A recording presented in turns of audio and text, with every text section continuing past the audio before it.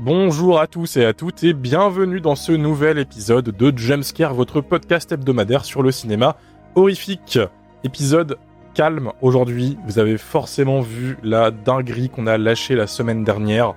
On s'est dit qu'on allait suivre cet épisode avec un podcast chill, histoire de débriefer tout ça, de débriefer la venue de Robert de Englund dans le podcast. On va aussi revenir sur les films d'horreur qu'on a vus cet été. Évanoui de Zach Cregger, Substitution des frères Philippou, entre autres. Et on va aussi vous annoncer la deuxième édition de la Spooky Season, notre cycle d'Halloween avec des épisodes très attendus qui arrivent dans une semaine au moment où vous écoutez ce podcast, alors qu'on enregistre un mois avant quasiment. On va aussi vous annoncer un ou deux événements auxquels Jumpscare participe sur Nantes et sur Lyon. Je vous mens, c'est sur Lyon, oui. Putain, c'est compliqué ce soir. Donc, faites chauffer le café, posez-vous. Bienvenue dans ce second épisode de Quoi de neuf Jumpscare.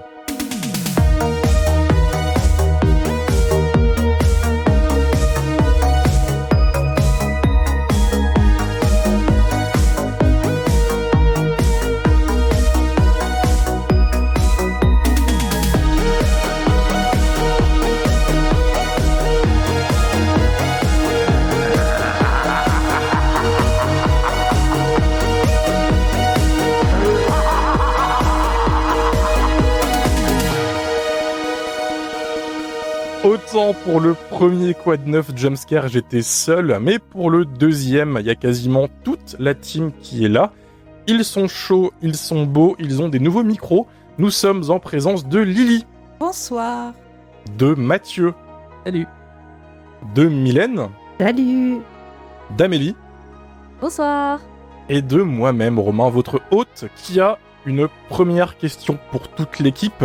Comment vous vous sentez maintenant que vous n'êtes plus obligé de cacher au monde entier que vous avez interviewé Robert Englund ?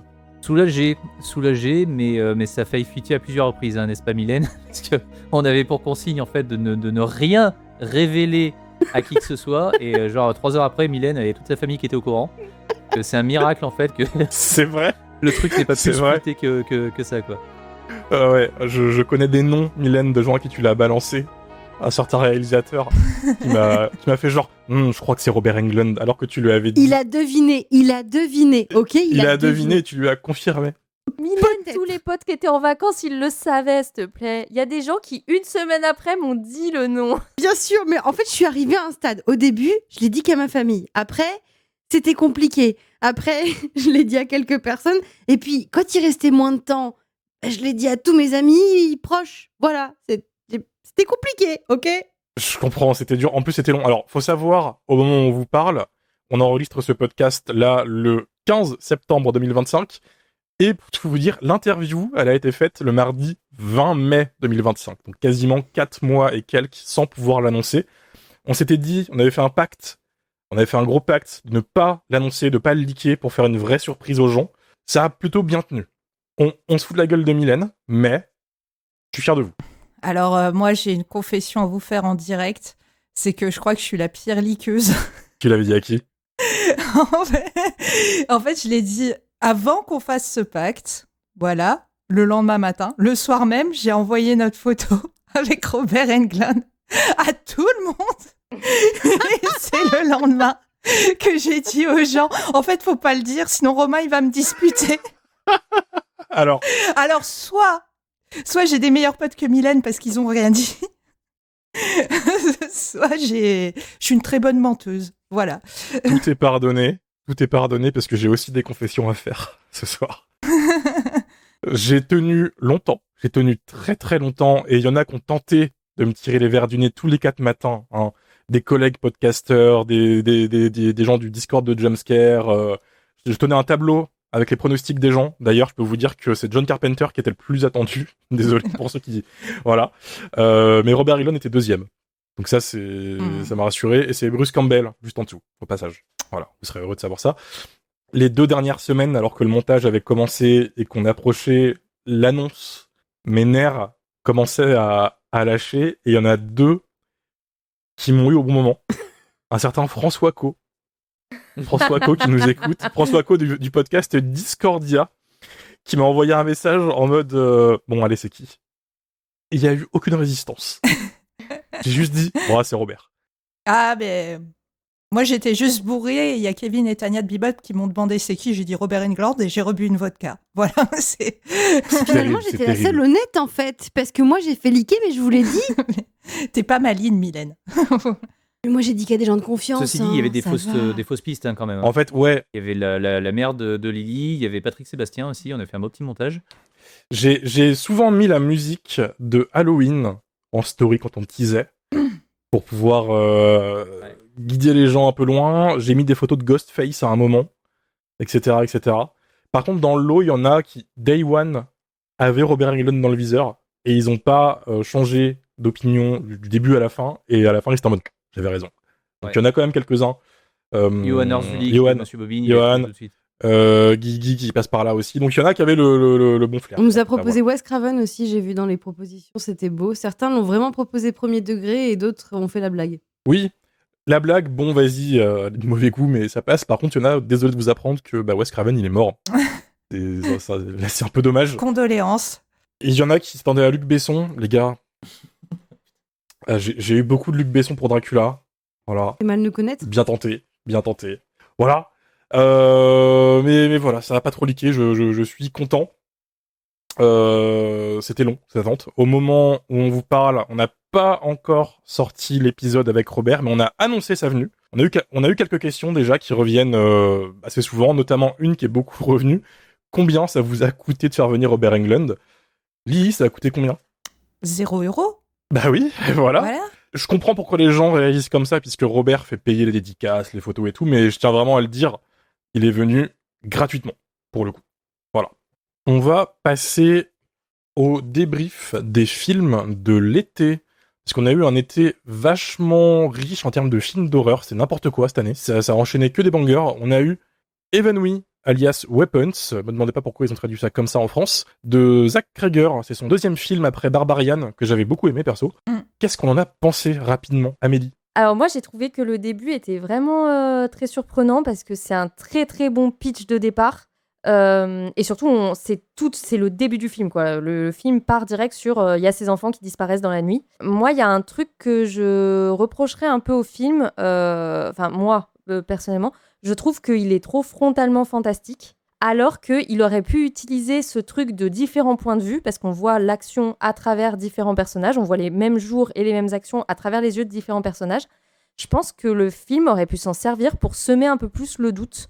Par exemple, j'aurais aimé que le petit garçon pense vraiment que sa tante est une sorcière, mais que du point de vue, par exemple, du directeur de l'école, elle soit juste une vieille un peu bizarre, tu vois, qu'on ait un doute, qu'on puisse avoir plusieurs explications possibles sur ce qui est arrivé à ces enfants. Peut-être qu'on les retrouve pas, et peut-être même qu'on suspecte plusieurs personnes. Genre, par exemple, peut-être que ce père de famille, il est un peu bizarre, peut-être que les parents de ce gosse, ou qu'on suspecte même plus longtemps l'institutrice. J'aurais trouvé ça plus intéressant, parce que là, je trouve que le fait qu'il y ait différents points de vue et différents personnages, ça apporte pas grand-chose finalement au film, alors que ça aurait pu vraiment être un truc sur lequel jouer. Mais j'ai passé un très bon moment, je trouve que tante Gladys, elle est très bien.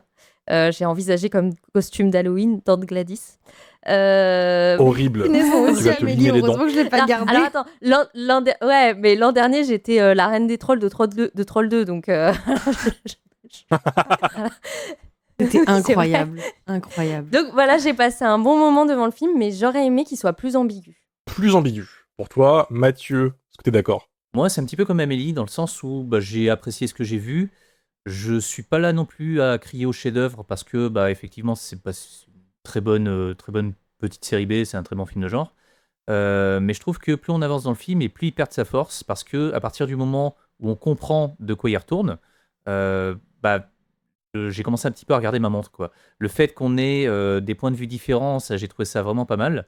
Mais ouais, encore une fois, dès qu'on connaît le fin mot de l'histoire, la fin est clairement moins efficace, quoi. Il y a une scène gore à la fin dont tout le monde a parlé qui m'a un petit peu réveillé. Mais voilà, c'est pas le chef-d'œuvre que tout le monde en fait a pu décrire ou quoi. Mais ça reste quand même un des très bons films de cet été, quoi. Il n'y a rien de révolutionnaire, mais ça fait le café. Ça fait le café pour Mathieu. Lily? Moi, j'ai beaucoup aimé. J'ai trouvé que c'était un long legs réussi. Oui. Parce qu'en fait, il fait un peu la même chose. Voilà, c'est une histoire familiale qui finit par avoir des échos beaucoup plus profonds, avec un être maléfique. Voilà. Et j'ai trouvé que comme Barbarian, en fait, on part d'un truc un peu déjà vu, l'histoire de sorcière qui mange des petits-enfants, mais qu'on te le raconte d'une manière un peu plus surprenante. Comme Barbarian, tu t'attends pas à... je vais pas vous spoiler Barbare, voilà, allez le voir, mais on s'attend pas à ce retournement de situation, qui est pourtant un truc assez commun. Donc, je trouve qu'il est assez réussi dans sa manière de développer une histoire qu'on a déjà racontée 100 fois, et surtout par le biais du film choral, qui est pas un truc très facile à faire. C'est super dur à écrire, un film choral, et pour le coup, là, il se plante pas trop là-dedans, dans l'exploitation des différents points de vue. J'ai un peu regretté, comme Amélie, que finalement, les différents points de vue se rejoignent et que ça crée pas... Parce que c'est l'intérêt d'un film choral, en fait, c'est de pouvoir prendre de la distance par rapport au point de vue d'un tel ou d'un tel personnage. Ce qui est un peu le cas au début, mais à la fin, on se rend compte que tout converge vers une seule solution. Voilà, donc j'ai trouvé que c'était dans la lignée de Barbarian, mais pareil, ça raconte une histoire qu'on a déjà lue, entendue, vue des milliers de fois, quoi. Ok. Mylène? Moi, j'ai passé un super moment devant le film. Je suis plutôt raccord avec vous, en fait, effectivement. J'ai beaucoup aimé l'utilisation des différents points de vue et je trouve que sur ça, le film est plutôt bien écrit et que ça se tient. Effectivement, grosse déception qu'il en fasse pas grand-chose. Surtout qu'au début, quand on suit la maîtresse, on nous laisse croire qu'effectivement, va y avoir un doute un peu sur ses différents points de vue, sur son enquête à elle, sur la paranoïa. Parce qu'en plus, on nous dit que c'est un personnage qui se sent toujours persécuté. Enfin, voilà. Donc c'est un peu des trucs qu'on pose et qui sont finalement pas utilisés. Par contre, ce que j'ai beaucoup aimé, c'est la réutilisation du conte un peu morbide. Je trouve que ça marche super bien. Et le film a vraiment tout de suite une DA d'horreur qui fonctionne trop bien aussi. Enfin, moi, les jumpscares, les moments de tension, j'étais complètement en PLS dans la salle. Et pourtant, on en bouffe régulièrement des films d'horreur, mais il y a certaines scènes gore qui effectivement m'ont bien mise, ouais, pas mal. Donc globalement, j'ai passé un très bon moment, mais effectivement, je pense que le film aurait vraiment eu tout intérêt à finalement laisser les enfants là où ils sont, c'est pas où ils sont, laisser planer plein de mystères. En fait, j'ai l'impression qu'il a voulu résoudre énormément de choses et que finalement, ça retombe un peu comme un soufflet sur la fin parce que il donne trop de clés de lecture aux spectateurs, alors qu'en fait, ça aurait vraiment pu se finir sur... en fait, on sait pas, surtout qu'en plus, au début, on nous dit c'est une histoire vraie, on l'a un peu camouflé parce qu'il y avait pas mal de mystères, mais du coup, finalement, il n'y a pas tant de mystères que ça, puisque toi, on te donne toute la résolution. Donc ça, c'est un peu dommage. Et effectivement, big up à Gladys. Oui, tu sais où sont les gosses dès 40 C'est minutes. ça, en fait, voilà. Je trouve que vraiment, dès le départ, moi, je m'étais fait une raison, je m'étais dit, je vais pas savoir où sont ses enfants, c'est pas grave. En fait, c'est pas là où l'histoire m'emmène, finalement. L'histoire m'emmènera ailleurs. Et du coup, le fait qu'on me donne toutes ces réponses à la fin, j'étais là, mais c'était pas du tout ce que je recherchais, quoi. Et même quand Gladys, elle arrive, j'ai l'impression que c'est un autre film. J'ai l'impression qu'il y a vraiment deux tons, en fait, entre le début et la fin. Donc ça, c'est un peu dommage, même si j'adore Pour le coup, Gladys. ça, c'est déjà dans Barbare. Ouais. Oui, Déjà dans Barbarian, c'est voulu, ça. Oui. Ouais, mais il y a un truc en fait qui colle pas forcément avec la gravité du sujet, qui est quand même la disparition d'enfants dans une petite ville. Et si je prends un truc qui est pas forcément un film d'horreur ou quoi, mais dont le sujet est commun à Évanoui, c'est Prisoners de Denis Villeneuve, où Oui. en fait on est sur un truc vraiment étouffant du début à la fin, et jusqu'à la dernière seconde, en fait, tu doutes de ce qui va se passer, quoi. Là, au bout de 40 minutes, comme on l'a dit, le doute, en fait, il s'efface complètement. Et le film alterne entre des moments vraiment très lourds, façon Prisoners, encore une fois, et des moments presque drôles, avec un personnage de camé qu'on n'a qu'une envie, c'est de voir crever. Il y a des moments qui moi, m'ont fait éclater de rire, alors que franchement, je pensais pas me marrer devant un truc avec un tel sujet, quoi. Il a une espèce de cul entre deux chaises, et je trouve que paradoxalement, ça le dessert un peu, quoi. Ça m'a pas choqué, moi. Moi, C'est pas ça du qui est tout, marrant. ouais, justement. J'ai trouvé que c'était de bon ton d'ajouter un peu d'humour noir, d'être un peu grinçant, quoi. Parce que Gladys, elle est Ouais, incroyable. il y a un côté montagne russe, en Mm. fait. Il y a un gros côté montagne russe. Le script était déjà disponible en ligne depuis très longtemps. Moi, je l'avais lu à l'époque quand la hype avait commencé à monter, avant même que le trailer il sorte. Donc j'étais spoilé en y allant. J'étais plus curieux de voir comment est-ce que tu mets en scène un script comme ça. Et quand le script a leaké, les gens étaient déçus que ce soit une sorcière, la méchante. En mode, ouah, mais en fait, ma théorie, c'est pas ça. Le grand classique. Tu fais un film qui a du mystère dans la promo, les gens sont déçus parce que c'est pas ce qu'ils attendent. En plus, pour le coup, dans tous les trailers, on te vend un film effrayant sur des disparitions d'enfants et on part dans un machin de sorcière. Et aucun trailer ne montre ça. On part plus dans des sortes d'expériences expérimentales, gouvernementales, ou enlèvement extraterrestre. Enfin, voilà. Le fait qu'il n'y ait pas tant de mystère que ça m'a pas dérangé dans le sens où je pense pas que c'est ça qu'il cherchait. Je pense pas qu'il cherchait à te faire un film qui te tient en haleine sur le côté mystère du film tout le long. Lui, il est plus axé sur le fun, en fait. La montagne russe, horrifique et drôle, Ouais, et mais presque grotesque par instant.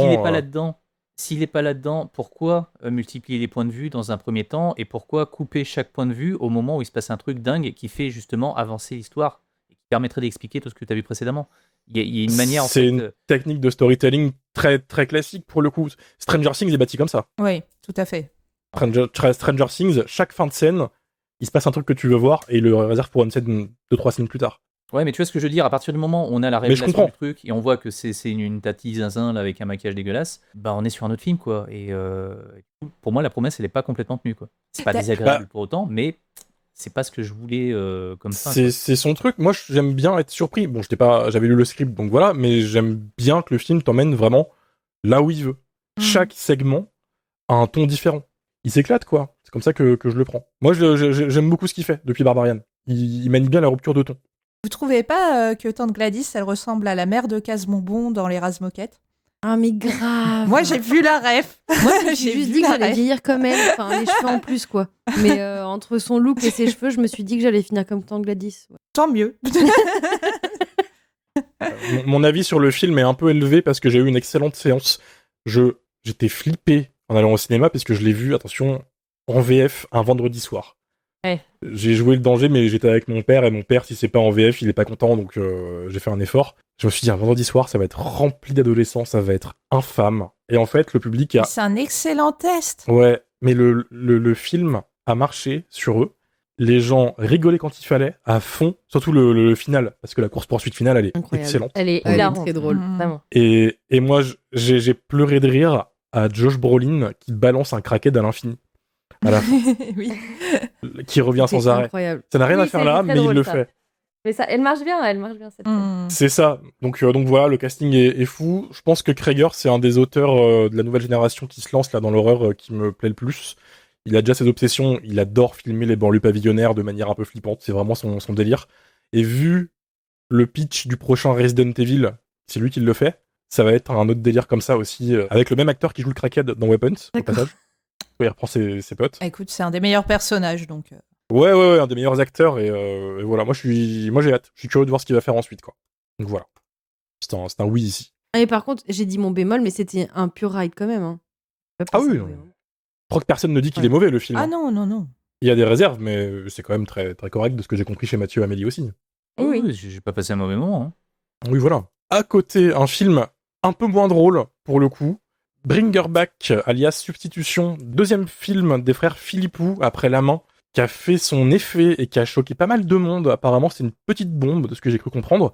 Est-ce que vous êtes d'accord avec ça? Oui, je suis d'accord. J'ai vu pas mal de personnes en fait sur les réseaux sociaux dire que c'était de l'Elevetti d'horreur pourri, que c'était nul, qu'on avait déjà vu ça 15 fois et tout. Je suis pas forcément d'accord avec ça. Parce que la gravité que je trouvais un petit peu absente dans le film précédent, je la trouve complètement ici. Et on est un petit peu sur les mêmes thématiques qu'il y avait dans leur film précédent qui s'appelait La Main. Et là aussi une très belle réussite. C'est un film qu'il faut regarder en sachant vraiment le moins possible. C'est une espèce de huis clos où encore une fois c'est des enfants qui vont dérouiller. Donc il y a 2-3 scènes quand même assez vénères. Je suis pour le moment presque en train de... Enfin, pour le moment, c'est clairement mon film d'horreur préféré de l'année. Est-ce que c'est un chef-d'œuvre? Non, je pense pas. Est-ce que le film va rester dans les mémoires quand on en reparlera d'ici 4 ou 5 ans? Enfin, je suis même pas certain de ça. Mais de tout ce que j'ai pu voir en matière de film d'horreur, c'est clairement celui qui vraiment arrive au sommet, quoi. Il est très bien réalisé, il est très bien joué. Les enfants jouent parfaitement. Il y a l'actrice de La Forme de l'eau, dont j'ai oublié le nom, qui est encore une fois impériale. La réalisation, enfin on l'a déjà dit, il y a absolument rien à dire. Et surtout, ça se tient vraiment du début à la fin. Il n'y a pas de ventre mou, il n'y a pas de moment un petit peu... on se dit, ah merde, ça y est, le film il part sur autre chose, du coup c'est un petit peu plus décevant. Vraiment, le truc se tient, quoi. Il y a peut-être des choses, des petites scories, des petits machins, en fait, qui sont pas forcément très clairs. Mais encore une fois, je ne l'ai vu qu'une seule fois, donc peut-être qu'à la revoyure, je vais voir, en fait, les petits machins qui m'ont semblé un petit peu bizarres, peut-être un petit peu différemment, sachant qu'il y a peut-être des machins que j'ai zappés, en fait, la première fois. Mais de tout ce que j'ai pu voir, encore une fois, cette année, c'est clairement dans le top 3, quoi. Ok, élogieux. Amélie, toi aussi? Moi, j'ai beaucoup aimé et surtout, alors il y a des scènes assez gore quand même. D'ailleurs, ce gamin, il joue trop bien. J'ai vu un making-of avec lui et il a l'air hyper adorable comme gosse, ce qui contraste avec son maquillage. Moi, ce que j'ai beaucoup aimé dans tout le début du film, c'est que il y a un truc que j'aime beaucoup, c'est de l'horreur de malaise. C'est-à-dire qu'il y a, dans tout le début du film, on sent que quelque chose ne colle pas, que ce qui se passe ne devrait pas se passer comme ça. Moi, j'étais mortifiée. J'étais morte de malaise. La scène où ils boivent, là, vraiment, j'étais très, très mal à l'aise. La scène de l'enterrement aussi, elle est terrible. Et en fait, au début, ce personnage, donc la femme chez qui ils vont, elle se comporte pas, elle fait rien d'extrêmement grave. Elle fait rien qui pourrait être vraiment répréhensible, mais on sent que dans son comportement, il y a quelque chose d'étrange. Et jusqu'à ce que ça devienne vraiment, on va dire, horrifique, tout ce moment de début de tension, je trouve qu'il est super bien construit, que ce qui se passe, c'est vraiment terrifiant. Moi, ça m'a fait froid dans le dos. Et c'est vraiment un moment de... on parlait l'autre jour avec Mylène de... J'ai vu 2 sœurs il y a pas longtemps, que j'avais encore jamais vues. Et je trouve que c'est un petit peu similaire, c'est-à-dire que c'est des scènes très lentes, très étranges, et on sent qu'il y a quelque chose qui cloche, mais on n'arrive pas vraiment à mettre le doigt dessus. Et ça, je trouve que c'est vraiment admirable d'arriver à créer ça. En 2 films, surtout. Oui, c'est vrai. D'ailleurs, dans La Main, par exemple, le début, à la soirée, il y a une scène sur la personne qui avait la main avant les personnages principaux. Je trouve que cette scène d'introduction, elle est glaçante aussi. Elle fonctionne très bien.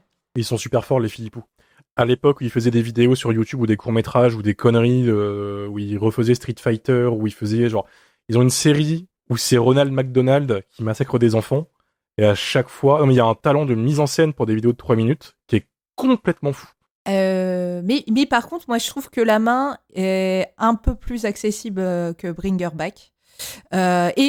C'est tout à son honneur parce que je trouve que justement, les Philippou, ils ont passé un cap. C'est un film qui est beaucoup plus mature. Et où ils osent avec beaucoup plus de maturité, donc cette horreur qui est basée sur le malaise, la gêne. Et par contre, alors au test de la salle remplie d'adolescents, Bring Her Back échoue. Parce que voilà. Moi, je l'ai vu dans une salle peuplée d'adolescents, comme j'avais vu La Main. La Main, ils sont restés d'un bout à l'autre, ils ont adoré. Et vraiment, quand on n'entend pas une mouche voler dans la salle, dans ce genre de conditions, c'est vraiment que ça a su leur parler. Bring Her Back, terrible. Terrible, c'était une séance horrible. Et j'ai entendu les portes claquer pendant toute la séance. Ils sont quasiment tous partis. À la fin, on devait être plus que 5 ou 6, quoi. Voilà. Mais après, est-ce que c'est une mauvaise chose ? Bah, pas toujours. Pas toujours, parce que peut-être que les Philippou ont un peu grandi eux aussi et qui sont capables de s'exprimer sur des registres plus adultes. Et de même, la mise en scène, vraiment visuellement, j'ai trouvé le film très très beau. Après, ils ont beaucoup plus de budget que pour La Main aussi. Mais c'est pas un mal dans le sens où vraiment ils s'amusent et malgré les moyens qu'on leur donne, ils arrivent quand même à faire un truc qui est proche de l'analogue horror. J'ai adoré par exemple le fait que pour accomplir un rituel satanique, on va pas chercher un vieux grimoire au fond d'une bibliothèque, c'est une vidéo russe, un peu type analogue horror. Donc je trouve ça en plus hyper malin et parce qu'ils ont toujours conscience d'où ils viennent et ils savent quoi en faire. Voilà. Mylène, tu l'as vu toi ? Oui, je l'ai vu et pour le coup, j'ai embarqué ma mère le voir en lui disant « Viens, on va juste un peu frissonner, ça va être sympa ». Parce qu'il n'y avait pas trop d'avis sur le film à ce moment-là. Et je vous avoue que la scène du couteau, ma mère m'a regardée en me disant « Tu m'as emmené voir quoi ?» Mais on a passé un pur moment et justement, effectivement, je savais rien dire. Mais ce que j'ai beaucoup aimé, c'est dans le cinéma en fait de ces 2 frères, hein, je dis pas de bêtises. Hein. Oui. C'est qu'il y a vraiment ce truc qu'on peut retrouver un peu dans le cinéma d'Ari Aster avec Hérédité et Midsommar, c'est le truc de la fatalité. Dès le départ, tu sais que tu as des persos que t'aimes, que t'es voué à voir mourir et qu'en fait, le deuil et la mort sera pas forcément une fin pour ces persos. C'était déjà un truc qui avait été exploité dans La Main. Et là, c'est encore plus poussé parce que pour le coup, La Main se termine. Bon, je spoil, mais voilà, arrêtez si vous voulez pas vous faire spoiler. Mais justement sur la mort du personnage principal. Et là, c'est quelque chose qui est encore plus exploité. On n'est plus sur le deuil. Le film est, encore une fois, là, je vais vous répéter, mais il est très beau visuellement et surtout, mais tellement malaisant. Amélie, t'as totalement raison. J'ai eu l'impression de vivre sur 1h30 la scène d'intro de Midsommar. Genre vraiment, je me suis sentie mais tellement mal, j'avais mal au bide, j'arrêtais pas de me dire qu'est-ce qui va se passer. En plus, dès le début, alors j'ai toujours un peu peur quand le cinéma d'horreur fait ça, mais on t'introduit un personnage en situation de handicap, on sait que ça va jouer un rôle forcément dans le film, puisque ce personnage ne va pas voir la même chose que les autres personnages. Et finalement, c'est assez bien exploité. Il y a aussi d'autres traumas qui sont exploités, notamment la scène de la douche qui est horriblement malaisante. Et en fait, même si le film exploite beaucoup de choses sur les traumas psychologiques, sur la tension, sur le malaise, il en oublie pas le gore non plus. Donc je trouve que ça, c'est très cool aussi. Il joue pas que là-dessus. Il joue pas que sur le comportement de cette femme, cette mère d'accueil, enfin cette famille d'accueil. Et non, franchement, c'est encore une fois, je pense pas que ce sera pas mon coup de cœur de l'année, parce que ça a beau être un super film, je préfère les trucs un petit peu nuls, quoi. Mais vraiment, c'est un vraiment coup de cœur quand même. Ça veut rien dire ce que j'ai dit. Je suis illisible. Mais c'est bien de reconnaître que t'aimes les trucs nuls. Oui, j'aime les trucs nuls. Mais moi, j'aime les trucs nuls, mais j'aime bien les trucs bien aussi. Faut l'enregistrer, faut le sampler, ça. On va parler d'un truc nul et un de tes coups de cœur en plus maintenant, parce qu'on va parler de Souviens-toi, l'été dernier, Banger de Jennifer Keating Robinson. Romain, il a voulu faire le dictateur, il a voulu nous censurer, il voulait pas qu'on en parle. Voilà. Je tiens à le dire. Mais on a pris le pouvoir. Voilà. L'évolution. Comme ça. No pasaran.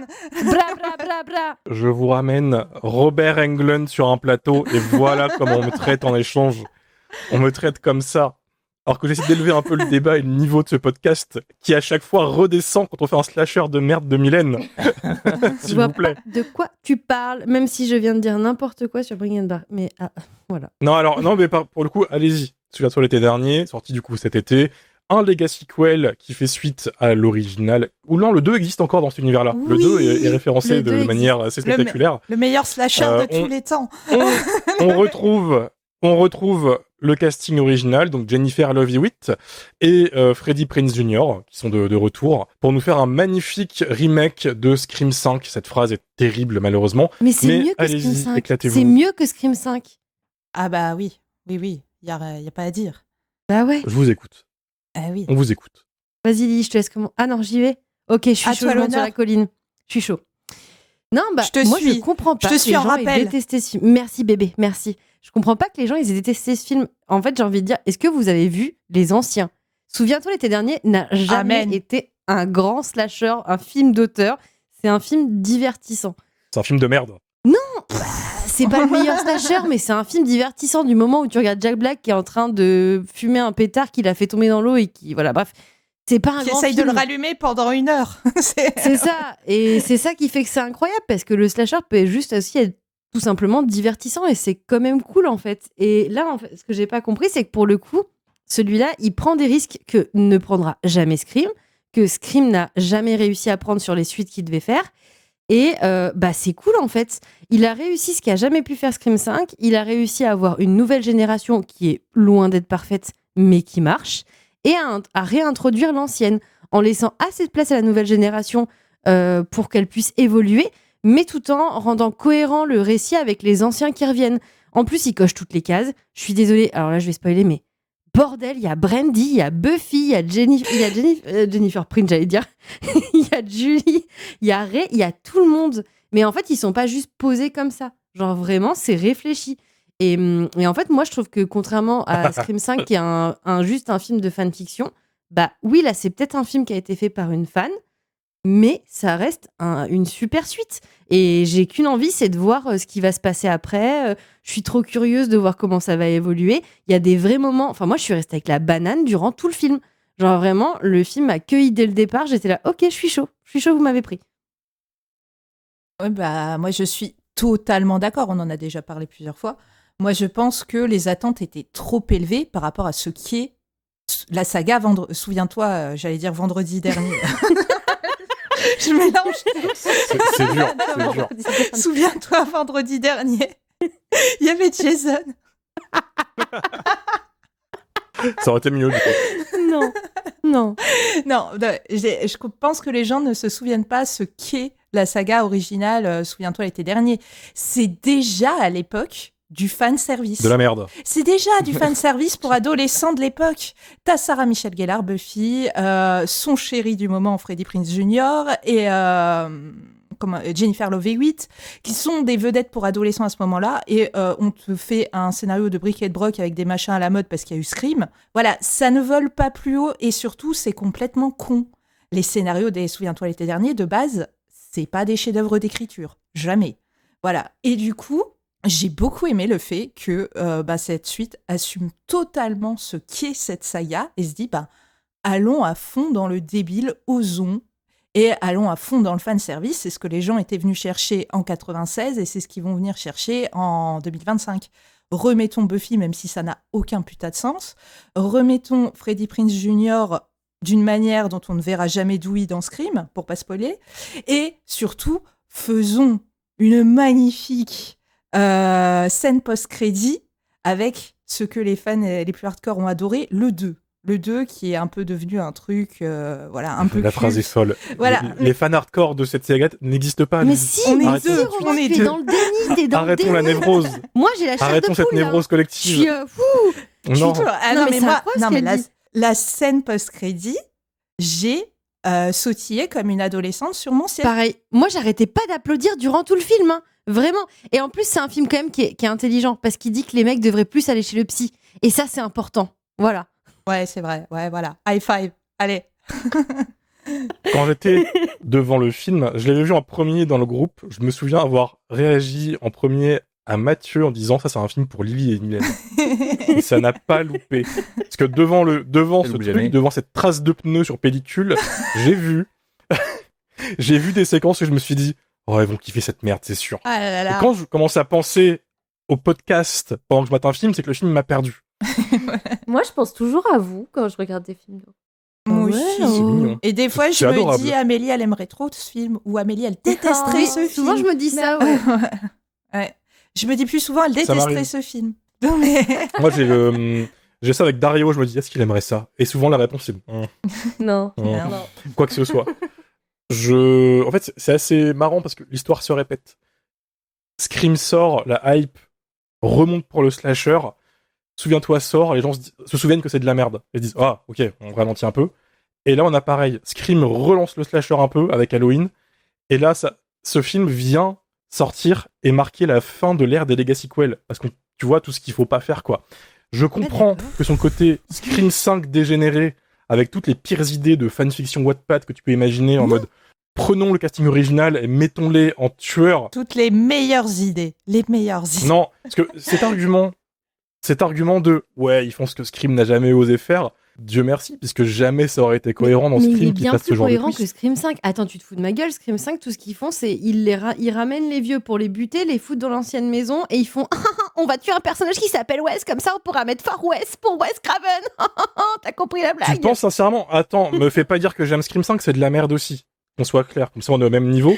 C'est deux films de merde pour plein de raisons différentes. Tu vois vraiment Dewey devenir un tueur? Oui. Moi je pense que si Oui. tu fais ça dans Scream, Bien sûr. Alors non. moi, j'ai toujours pensé... vous êtes de mauvaise foi. Non, j'ai toujours pensé que c'était le personnage pour lequel ce serait le plus cohérent, et encore plus dans le 6, où en fait, il se retrouve tout seul comme un con dans une caravane. Tu vois, donc je me suis... Dans le 5. Non, c'est le 6. C'est le 5, il Le meurt dans le 5, 5. il meurt dans le Dewey. 5. C'est le 5. Et puis dans le 6. Ah oui, c'est vrai. J'ai pleuré, putain. J'entends que sa mort dans Scream 5, elle est terriblement mal écrite, mais jamais un scénariste sobre voit les 3 premiers Scream et les 4 premiers et se dit Dewey peut être un tueur. Oui, mais là, pour souviens-toi, et ça si ça avait marche. été fait, s'il l'avait fait, non, je suis sûr que si ça avait été fait, vous auriez été les premiers à chier sur Non, le mais film. ça aurait dû être fait Et donc avant. dire, Ça aurait ouais, dû ils ont être fait eu avant. les couilles. Mais oui, Mais ça n'a pas trop été fait. tard. C'est trop tard. Maintenant, c'est trop tard. Je donnerais un point à Souviens-toi.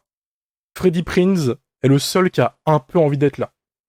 Peut-être parce qu'il a enfin un rôle en 20 ans, donc il doit être très content de retrouver un peu un salaire, un Non, vrai, mais tu vous, vois. s'il te plaît. Mais sinon, Ouais, c'est le vide astral. C'est ni assez gore, ni assez fun, ni assez bien joué, ni assez bien éclairé. Ah aussi, les morts, elles sont cool quand même.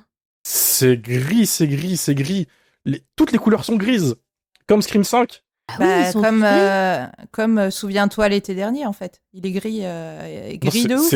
C'est bleu. C'est Mais là, comme un c'est peu gris bleu. Les bleu, originaux, il y a un c'est peu de un couleur. petit bleu. C'est de la pellicule. Le 2, les morts, elles sont cool. Non, non. Attends, quand elle le chope avec l'arpon, là, c'est quand même pas mal. Moi, j'aime bien. Tu vois, il y a un petit peu de sang et un petit peu de vie, là. C'est pas mal. À ce reproche de... Tu viens de chier. Tu viens de chier sur Bring Your Back et tu me dis, oh, il y a un harpon, c'est cool quand même. Mylène, ressaisissons-nous un petit peu. Es-tu étonnée en 3 Mylène. saisons, voyons, oh là là. Mais non, mais par contre, T'as 33 ans, Mylène. honnêtement, Après ce reproche qui a été fait que le film n'était pas assez gore, je suis pas d'accord non plus parce que les Souviens-toi de l'été dernier, c'était de l'horreur très consensuelle, c'était aussi hors champ. Voilà, donc Ça, c'est vrai. et c'est peut-être le plus gore de Oui, mais tous. c'est pas une excuse, ça. D'habitude, c'est vachement plus soft. Hein. Je vais quand même C'est être... pas une excuse. de quoi c'est le pas fait que le fait que le film original il était beaucoup trop soft en fait à l'époque et dans la période dans laquelle il s'inscrivait, c'est pas une excuse pour refaire exactement les mêmes merdes des années plus tard. Mais en là, fait. il est plus gore. Parce Hein. que tu vises le même public. Mais non, mais Si. le même public en fait il a grandi depuis. mais tu vises pas le même public, tu vises aussi les gamins. Donc on fait un truc moins de 12 ans que corporate, tu vois. Voilà, c'est pas on n'est pas sur sur un Harry Astor. Vous faites que défendre le film en le rabaissant. En mode, ça a toujours été que ça a toujours été nul, ça a toujours été fait comme ça. Mais oui, mais Ah on non, aime mais moi, ça. mais moi, c'est je pas trouve des bien. Mais ok. Moi, premier Ok, degré, je trouve j'entends. que c'est Là-dessus, cohérent. d'accord. Le premier degré, je trouve que le tueur, c'est plutôt cohérent. Parce que si tu revois Moi la aussi. franchise des Souviens-toi, en fait, donc là, spoiler, vous pouvez zapper, je vous redirai quand je spoil plus. Mais en gros, le tueur, c'est. Mais ils n'entendront pas, du coup. Tu veux pas savoir, toi? Je veux pas l'entendre du coup. Ah oui, Non, mais ils Non, mais du coup, n'entendront ils pas. sauront pas. Oui, mais je suis un peu con, c'est la rentrée, pardon. Mais oui, du coup, en fait, c'est l'un des tueurs serrés. Et en gros, c'est qu'il a pas du tout géré son trauma parce qu'il est en mode tout va bien, dans la vie est trop belle, machin. Alors que Julie, elle, c'est une badass qui a géré ses traumas. Et je trouve pas ça déconnant parce qu'en fait, dans le premier, ils sont pas du tout raccord avec Julie, ils ont pas du tout la même façon de gérer le traumatisme tous les deux. Dans le 2, ils sont presque jamais ensemble sauf à la fin et ils sont jamais d'accord pareil, ils font que s'engueuler. Et en fait, c'est pas déconnant que finalement, lui, il soit resté au point mort et qu'il ait fini par vriller parce qu'il ait jamais voulu assumer cette histoire, quoi. T'as pas tort. Mais Alors tu vois, moi j'ai pas vu le film. J'ai un vague souvenir de Souviens-toi l'été dernier 1 et 2. Le 2 c'était une purge. Mais maintenant que je connais le twist du remake Legacy Quell, je sais pas quoi, bah, j'ai encore moins envie d'y aller le voir. Franchement, merci. Alors, Tu viens de pour être honnête, m'économiser 1h30. Mais En- même temps, en c'est mode pas un bonne film. foi. Ça, franchement, pitié quoi. C'est Je- pas un je vais film être franc, pour toi. C'est le pas- twist m'a réveillé. Parce qu'avant ça, c'est vraiment mauvais. Et le twist un peu débilos m'a fait quand même penser qu'eux-mêmes savaient qu'ils faisaient de la merde et qu'ils se sont dit, à ce stade, les mecs, autant y aller. C'est mal branlé jusqu'à la fin. Mais je vais quand même leur accorder que ce twist est un peu drôle. Et le caméo de Sarah Michelle Gellar, Incroyable. Ouais, Et c'est marrant. un peu marrant. Elle est lissée numériquement de manière très dégueulasse. Mais j'apprécie qu'ils aient fait l'effort de ramener tout le monde. Ça a dû coûter 5 euros, puis personne n'a de carrière dans cette franchise. Mais C'est Brandy, faux. Ils ont assumé. attention, hein. Oh. Attention à ce que tu dis sur Oui, Brandy. On hein, parle d'un bon film, maintenant. On Tape peut parler d'un bon Brandy film, ouais. Bible Vocal sur internet, tu vas comprendre. ah, oh là là. Respect Brandy. hein. Attention. Hein. Attention. Qui la connaît, s'il vous plaît? Qui la connaît? Bref, Là, Romain, tu. Non. Non. tu vois ce que ça fait, la mauvaise Queen foi? of R&B, Bible Vocals. Voilà. C'est une déesse dans son milieu. Je vous salue de ma colline au loin. Je vous laisse seul sur ce... Peut-être fumier. ouais, t'as de fumier qui pue. On est sur nos rochers et on le vit très bien avec Lily, ok? Bah oui, c'est ça le problème. On va continuer dans le slasher. Un slasher qui est... J'ai trouvé mieux, sans plus. La nuit des clowns. Ah. Slasher d'Ellie Craig, Ah. adapté du roman d'Adam César. Roman que j'avais lu, que j'avais bien aimé, donc j'attendais le film, j'étais curieux. L'auteur est très sympa en plus sur les réseaux. Qu'est-ce qu'on en pense? Mylène? Eh ben, moi j'ai été déçue. Et là, c'est là où on n'est pas d'accord avec Lily. Non, j'avais lu le bouquin, j'étais grave hypée. Je me rappelle, je voulais aussi l'avoir pour le Stabaton. Je m'étais renseignée sur les droits de diffusion. Bref, j'étais over the top. Et quand je l'ai vu, j'ai eu l'impression d'être devant un téléfilm Netflix. Et du coup, c'était pas ce à quoi je m'attendais. Je pense que je m'étais survendu le film. et que si je m'étais juste attendu un téléfilm, ça serait totalement passé. Mais là, en l'occurrence, trop déçue. Je m'attendais vraiment. Je sais pas à quoi je m'attendais, mais pas à ça. Et du coup, peut-être que mes attentes étaient trop grandes. Donc, du coup, c'est ce qu'on s'est dit avec Lily quand on en a parlé en off, que moi, j'avais peut-être trop hypé le truc, quoi. Donc voilà, déçue. Ouais. Pourtant, il y a un potentiel avec ce clown, Mm. je trouvais. Il y a un bon antagoniste, ça manque un peu de mordant. Là, pour le coup, on est vraiment sur un film pour les adolescents, Oui. à fond. C'est ça, je pense que c'était trop ado. Enfin, vraiment, en fait, je m'attendais à un peu de gore et tout. Bah, quand Enfin, même. En plus, ça faisait peut-être 1 an que j'avais. Il y en a un peu, il y en Ouais. a un peu. Ouais, je l'ai trouvé un peu lissé, tu vois. Mais je crois que je l'ai trop attendu. Ça faisait plus d'1 an que j'avais lu le bouquin. J'imaginais un peu le truc. Enfin, j'aurais pas dû avoir autant d'attentes, Ok. Donc c'est plutôt toi qui t'es brain, en fait, sur ce film. je pense. Ok. Tu le reverras peut-être à froid plus tard. Il y a moyen, vu que Lily l'adore, peut-être que je l'aimerais beaucoup. Puis peut-être qu'il y aura une suite. Ah, Vu que cool. c'est une Normalement, trilogie il y a de une bouquins. suite, hein. C'est une trilogie de bouquins. Ouais. Lily, toi, t'as aimé, toi? Ouais, alors moi je sais pas lire donc j'ai pas lu le livre.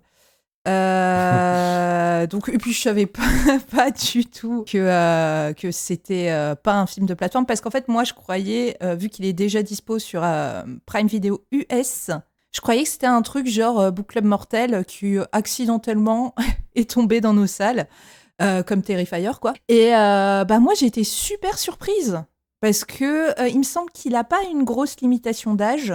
Je crois qu'il est interdit qu'au moins de 12 ans, un truc comme ça. En France, ouais. Eh j'ai trouvé que c'est un film pour adolescents, on va pas le nier, mais il a des côtés très série B qui, je trouve, sont rares dans ce type de production. Donc j'étais agréablement surprise. Effectivement, il est assez gore pour un moins de 12 ans. Après, tout est relatif, hein. C'est pas Terrifier, voilà. Mais il y a quand même du sang, des visages éclatés, voilà. Et puis il va assez loin en fait dans ses propos sur la sexualité des gamins. Moi, j'ai pas passé un mauvais moment, je me suis éclatée parce qu'il y a un côté très série B, direct ou vidéo que moi j'adore. Donc j'ai beaucoup aimé ça. Et je trouve que c'est chouette à montrer à des gamins parce que s'ils ont aimé ça, tu peux les diriger vers petit à petit. Hein. Peut-être pas. En mode porte d'entrée un peu. Ouais, voilà, une espèce de porte d'entrée à la série B un peu plus pointue. Alors après, peut-être pas faire tout de suite le grand écart et leur montrer Cannibal ou Curse, mais voilà, peut-être un entre-deux. Mais Plein d'entre-deux même. Il en faut plusieurs là. oui. Mais ouais, j'ai trouvé ça pas mal et surprenant pour ce que c'est. Voilà, ça, je m'attendais pas à ça, donc je suis sortie très contente. Amélie, tu l'as pas vu, lui? Non, je l'ai pas vu. T'as pas osé? Non, désolée, j'ai regardé des films pour vous mentir. Tu vois, la belle excuse. Comme par hasard, elle esquive les films de merde, tu sais. Bizarrement, pas de Oh slasher. non. Oh non, je suis à toi l'été dernier. Oh non, zut. Mathieu, La Nuit des Clowns. La même, hein. Exactement la même. Enfin, quand j'ai vu les notes du truc, je me suis dit, ça c'est pour Lily et Mylène. Je vais passer mon tour. Je vais regarder autre chose. C'est radioactif. C'est vrai que moi, je l'ai vu Day One, hein, quand même. Vraiment, voilà, j'étais très hypée. C'est quasiment tout. Ah si, il y a le... Together. Je l'ai pas noté dans mon déroulé. Alors, il y a Dangerous Animals et Together. Putain, j'ai vu Together récemment en plus, et j'ai bien aimé personnellement. Bonne surprise. Tout le monde était déçu, donc je me suis dit, ah, c'est pas bien en fait, quand je suis allé le voir, puis en fait, j'ai trouvé ça très correct, avec des effets spéciaux très très réussis, notamment les bras qui s'entremêlent sous la peau étaient dégueulasses. Voilà. roulage Moi, de j'ai trouvé ça pelle. vraiment cool. Ouais, non, c'est bien foutu et très bien joué aussi. Ouais, alors ce truc, c'est que... Alors, peut-être que j'ai un level d'attente un peu trop élevé, mais du coup, moi, j'ai trouvé que c'était timide sur le body horror. Je trouvais que les D'accord, effets je suis étaient d'accord avec toi. superbes, mais C'est que, trop léger, ouais. vu la promo qui a beaucoup été faite sur les effets visuels, qui sont superbes, il n'y a pas de souci, en fait, c'est un peu timide en body horror. Ouais, Voilà. moi aussi, j'attendais plus de body horror. Je pense qu'on aime Ouais. ça et on a l'habitude des shplock body horror et du coup pour nous c'est du elevated body horror quoi un peu.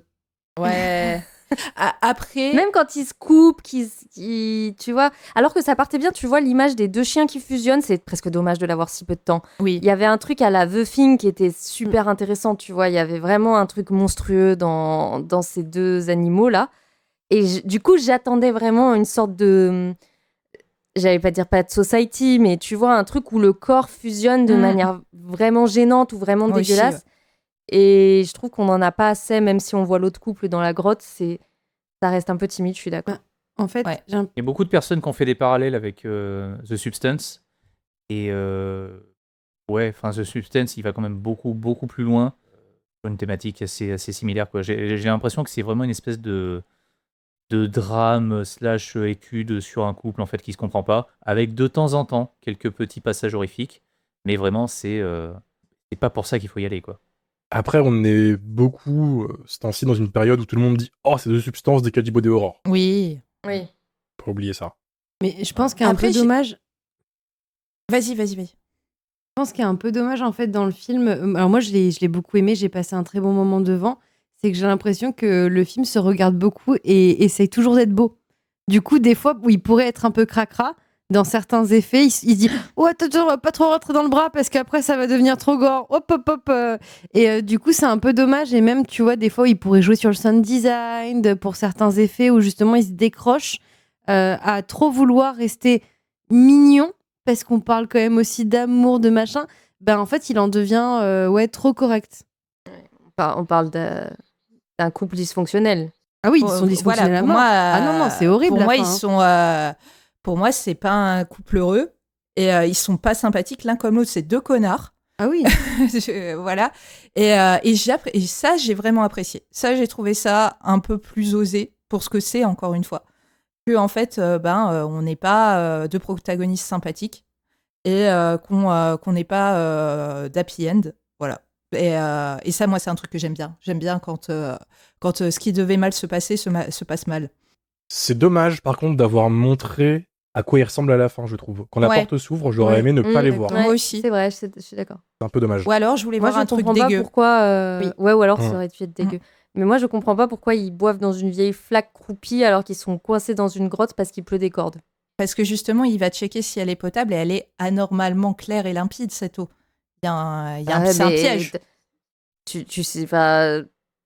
Personne boirait ça. Je trouve ça. Là, je me suis vraiment dit, mais ils sont bloqués par la pluie. Pourquoi vous buvez là? Après, Enfin, je sais elle boit c'est pas, bizarre. hein. Il y a aussi t'as tout un mythe de la fontaine de Jouvence, elle t'attire, quoi. Oui, j'entends, mais. Pour moi, il y a une mystique quand même autour de cette eau qui fait que malgré toi, t'es attiré, tu vois. Ouais, mais même le côté secte. En fait, tu vois, par exemple, le côté secte, je trouve que c'est un peu en trop dans Moi le aussi. truc aussi. D'accord. Il n'y avait pas besoin de justifier ça par la secte. Oui, Juste leur voisin bizarre suffisait, tu vois. Il n'y avait pas besoin d'aller jusque-là. Mais après, moi, j'ai passé un bon moment en devant. Hein, c'est pas... Ah bah moi, c'était un peu long quand même. Moi, pourtant, j'adore les histoires de sectes, mais à partir du moment où on fait rentrer la secte pour expliciter le truc, j'ai dit ah bah non, Ouais, c'est en dommage. plus avec les, Voilà. les Et- vidéos et tout, enfin t'es Ouais. là, bon, ça fait trop d'explications. Mais après, ça marche plutôt bien le côté effectivement que dès le départ, t'as envie qu'ils se séparent. Et en fait, dès que tu comprends qu'ils pourront plus se séparer, bah du coup, ça par contre, ça devient un peu oppressant, quoi.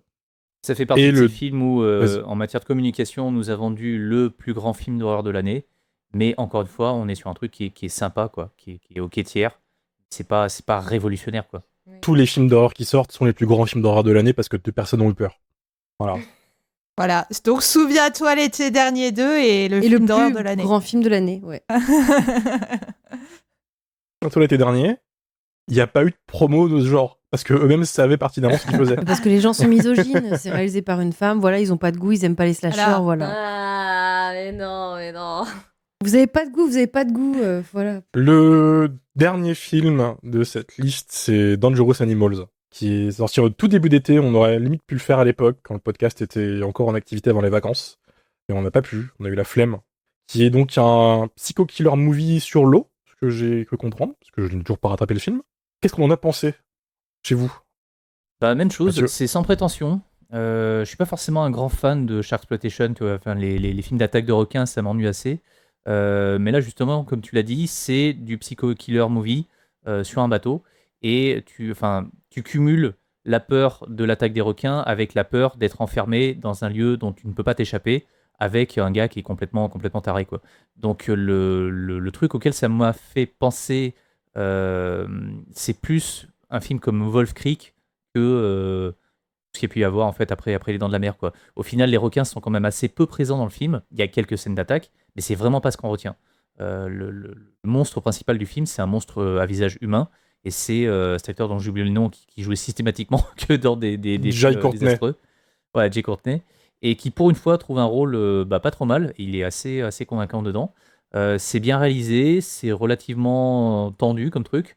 Le défaut que je pourrais lui trouver, c'est le côté, il y a un concept, le film s'y tient, mais par contre, il faut que le film en fait il dépasse 1h30 quoi. Donc il y a des tentatives d'évasion qui vont à chaque fois échouer, et en fait on le sait d'avance parce que quand il y a une tentative d'évasion, elle est beaucoup trop tôt dans le déroulé du film pour qu'on se dise qu'elle va aboutir. Donc une fois, deux fois, trois fois, quatre fois, à la cinquième j'en avais un petit peu marre quoi. Donc voilà, c'est peut-être le petit bémol que je mettrai à ce film. C'est une série B correctement réalisée, c'est un bon film de genre australien, il y a un petit côté exploitation que j'aime bien. Voilà, c'est sans prétention, mais ça passe. Amélie? Oui, effectivement, donc c'est un psycho-killer comme on l'a dit. Moi, il y a un truc que j'ai relevé et que j'aime bien, c'est que c'est un film qui justement presque défend les requins. Parce qu'en fait, donc le psycho-killer qui utilise le requin comme une arme va être puni pour ça. Mais la surfeuse, qui elle a un certain respect pour la nature, elle est reconnue la nature lui rend bien en fait en retour, et du coup le respect que elle a pour les créatures marines, et notamment pour l'océan et pour les animaux et les requins, pour ce qu'ils peuvent lui apporter dans sa vie, et ben du coup, on va dire que la nature la reconnaît comme une égale. Et il y a cette scène où elle fait face à ce gros requin. Moi, hot take, je pense que c'est une requin. J'ai plusieurs raisons de penser ça. Le fait qu'elles ont toutes les deux été chassées, que toutes les deux, c'est des proies qui se transforment Enfin, elles ont été des proies et elles se transforment en prédateurs. Enfin, voilà. Je pense qu'il y a une sorte de parallèle qui est fait entre le requin et elle. Donc, c'est pour ça que je pense que c'est une requin. Voilà, elle est face au requin, à ce gigantesque requin, et la scène est plutôt belle. Et il y a quelque chose d'hyper apaisant dans cette scène, et qui est l'inverse des autres films de requins, où quand tu te retrouves face au requin, normalement, c'est un moment qui est effrayant. Ou quand le requin s'approche des protagonistes, c'est lui la menace. Et là, au contraire, c'est lui qui est la source du fait qu'elle va s'en sortir, quoi. Donc, je trouve que c'est une sorte de film qui prend à rebours les films d'attaque de requins. Bien sûr, avec un message un peu, on va dire, un peu simpliste c'est l'humain qui est méchant dans cette histoire. Mais il y a quand même une sorte de poésie dedans et de fraîcheur que je trouve intéressant. Lily, t'en as pensé quoi, toi? Alors, moi, pas du tout objective, parce que Sean Barnes, il a réalisé un de mes films préférés de tous les temps, The Loved Ones. J'adore ce film profondément de toute mon âme. Et du coup, je partais super hypée et j'ai pas été déçue. Voilà. Globalement, en fait, ça touche à plein de trucs que j'aime. Donc, l'attaque animale, Psycho Killer Movie. Il y a un petit côté survival aussi. Et voilà quoi, c'est tout. J'ai été nourrie au bon grain. Comme un requin. Et il y a un truc que j'ai beaucoup aimé aussi, c'est la relation entre les deux protagonistes. Donc c'est un couple potentiel, parce que de base ils ont passé qu'une seule nuit ensemble. Voilà. Donc on peut même pas dire qu'ils sont ensemble, mais il y a un côté où en fait il y a une relation un peu d'égal à égal. J'ai trouvé ça assez bien écrit, leur relation avec tous les deux. Genre, lui, comme elle disparaît, tu te dis, il la considère pas que comme un plan cul, il s'inquiète parce qu'un être humain a disparu, tu vois, logique. Et c'est un peu le seul qui va s'intéresser à son sort. Et il y a un côté aussi que dans la survie, ils vont s'entraider. Vraiment, il n'y a pas un rapport hiérarchique entre l'homme et la femme. Et elle se débrouille mieux parce qu'elle est une surfeuse un peu marginale. Mais c'est pas mis en avant en mode la femme est plus forte que l'homme non plus, quoi. Donc, j'ai trouvé ça assez bien écrit, assez subtil à ce niveau-là. Et puis, voilà, comme dit, ça touche à beaucoup de making, donc j'ai beaucoup aimé. Il y a un truc qui est cool en matière d'écriture, c'est que la protagoniste principale, en fait, elle prend toujours les bonnes décisions. Ouais.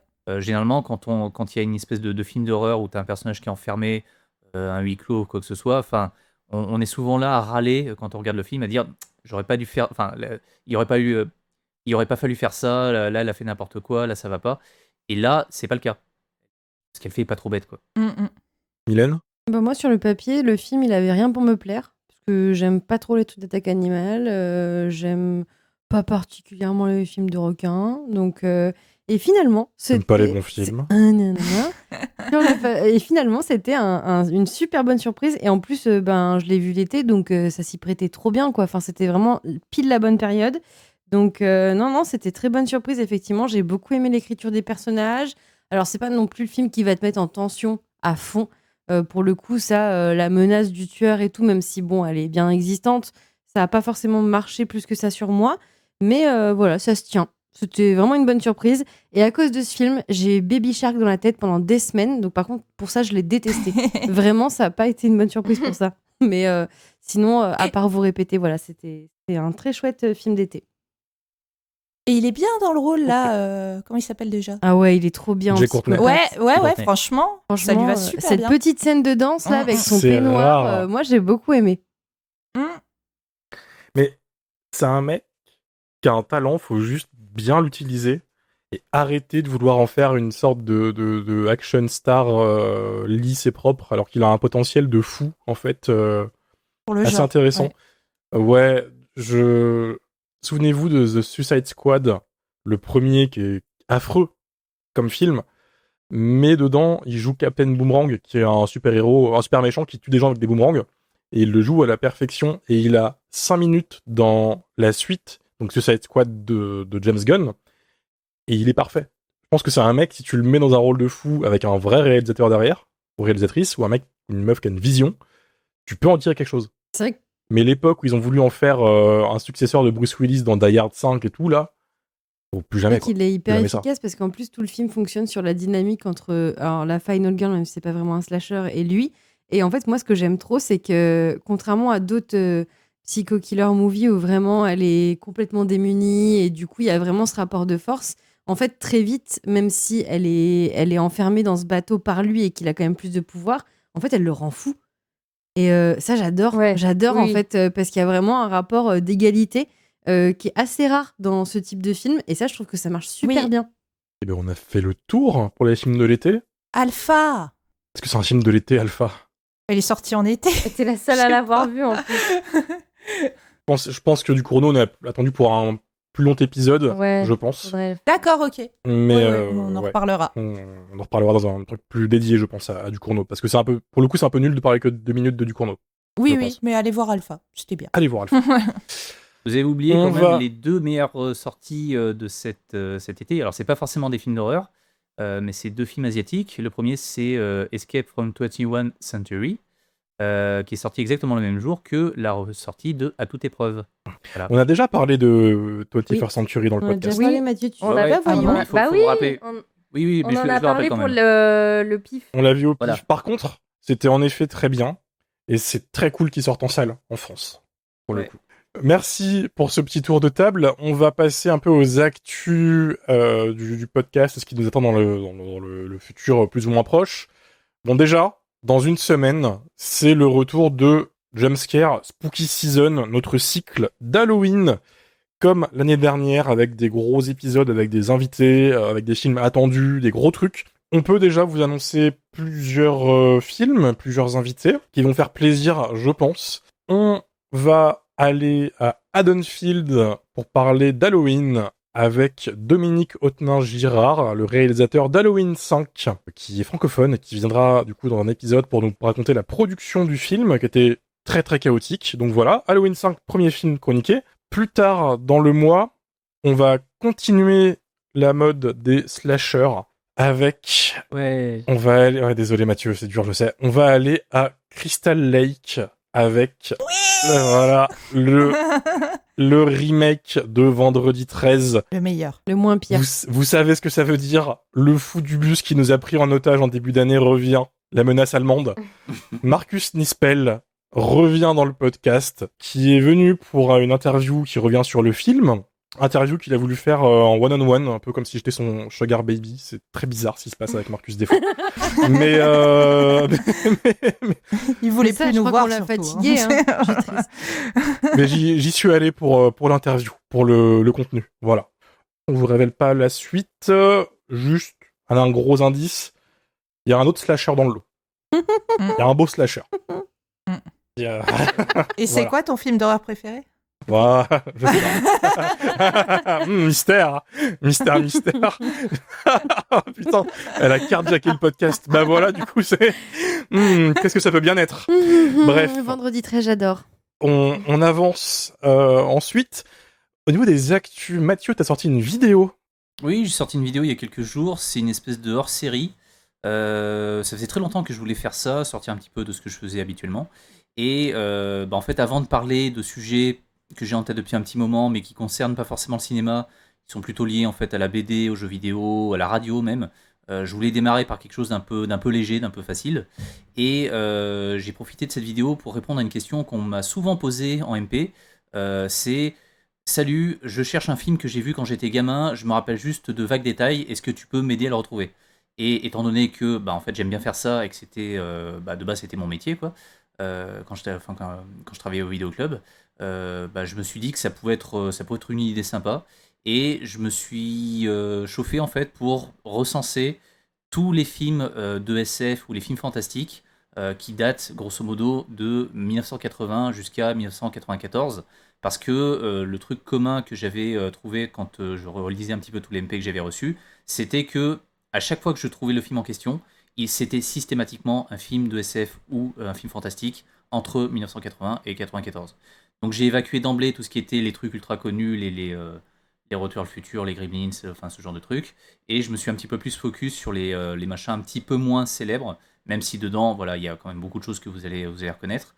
Mais la vidéo, je crois, fait 30 ou 31 minutes et il y a 240 films, ce qui fait que ça fait en moyenne un film toutes les 7 secondes 5, ce qui est beaucoup. Mais voilà, j'ai été assez curieux du résultat. Pour le moment, les retours sont très bons, sont même bien meilleurs que ce que je pensais, ce que je pensais obtenir. Ouais, ça fait des Et, vues. Hein.